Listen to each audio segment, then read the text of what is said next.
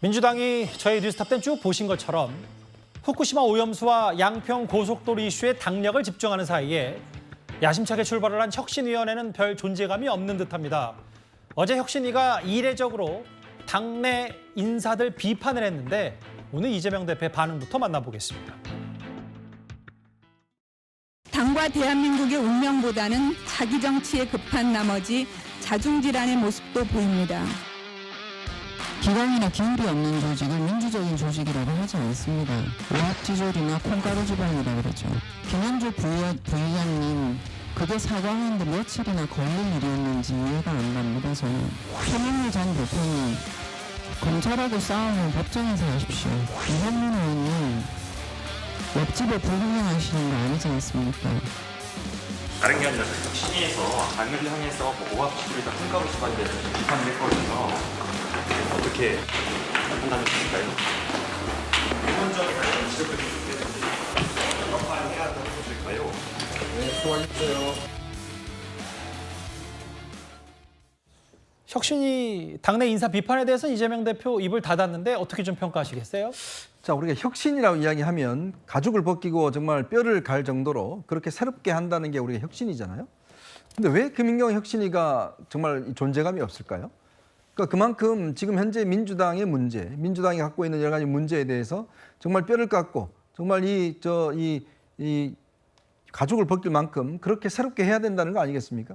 근데 지금까지 혁신위가 했던 게 첫 번째가 뭐냐면 체포동의안에 대해서 앞으로 국회의원들 다 이 체포동의안 특혜를 받지 않겠다. 이거 서명하는 거. 두 번째, 위장 탈당 문제에 대해서 지적하는 거. 그다음 세 번째가 이제 의원들의 행태를 지적한 것인데요. 근데 보니까 이 지적한 사람이 딱 세 사람이에요. 이상민 의원과 송영길 전 대표, 그다음에 이제 누구죠?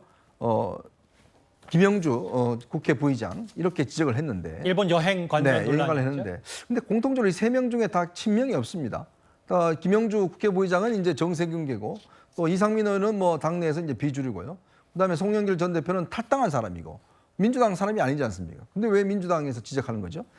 제가 지적하는 거는 서복경 지금 위원 같은 경우는 정치학자 출신인데 지금 민주당의 가장 근본적인 원인은 뭘까요? 일반 국민들 다 압니다. 왜냐하면 이재명 대표의 지금 이 대표 이후의 사법 리스크, 그 이후부터 체포동의안 부결 등등 그 문제부터 비롯된 거잖아요.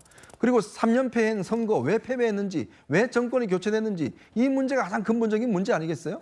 그렇다면 정치학자 출신인 이 서복경 의원이 그런 식으로 몇 사람의 행태를 비판하는 게 아니라 민주당이 가지고 있는 가장 근본적인 문제를 건드리는 게 가장 핵심적인 게 아닐까요? 그러니까 이재명 대표의 리더십 문제라는 말씀이십니까? 그렇죠. 바로 그 문제부터 치고 들어가야 국민들이 이 혁신이가 뭔가 하려고 하네라 할 텐데 지금 들어가 있는 언론에 나오는 몇 가지 문제만 가지고 이렇게 이야기를 하면 과연 이게 혁신인가? 아니면 그냥 잠시 논평하고 지나가는 그런 위원회인가? 라는 의심을 할 거 아니겠습니까? 그리고 전부 다 지금 철야 농성하고 한다고 그러는데 지금 혁신이 관심도 없을 뿐더러 오늘은 또 보니까 김홍걸 의원이 또 입당을 다시 제명됐던 의원이 다시 복당을 했더만요.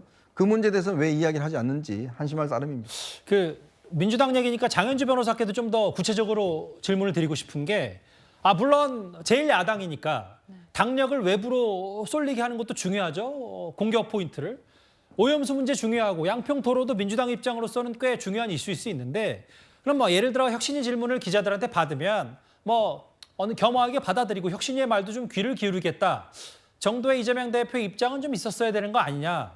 그냥 공격만 하고 당내 혁신위 문제는 좀 침묵하는 거 아니냐. 이 비판은 어떻게 생각하세요?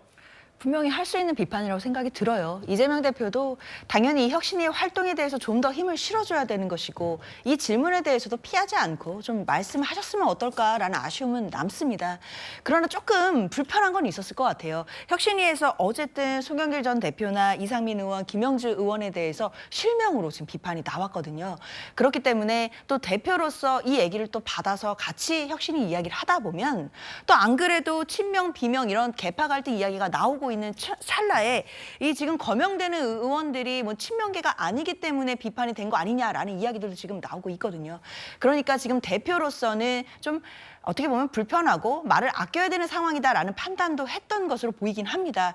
그렇지만 지금 혁신위가 힘을 못 받고 있다라는 판단이나 평가를 받고 있는 지금 상황이기 때문에 대표로서 물론 후쿠시마 오염수 방류에 대해서 저지해야 되고 이 부분에 대해서 규탄하는 것도 중요하겠지만 당 내부에 혁신을 하겠다는 그 결기와 의지를 국민들께, 당원들께 다시 한번 좀 보여줘야겠습니다.